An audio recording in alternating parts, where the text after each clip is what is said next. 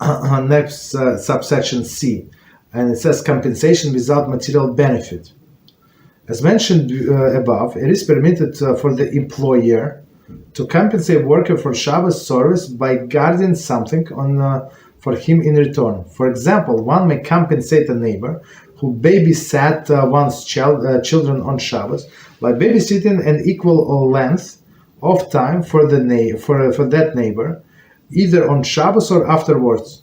It is even permitted to stipulate that will babysit in return.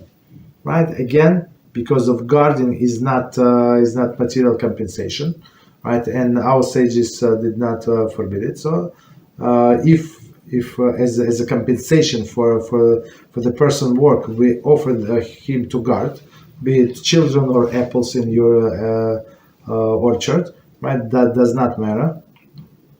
All right, and even it could be stipulated on Shabbos, right? So, right? So meaning that they babysit without children, and we're going to babysit in return for their children. So just tell us, look, thank you very much.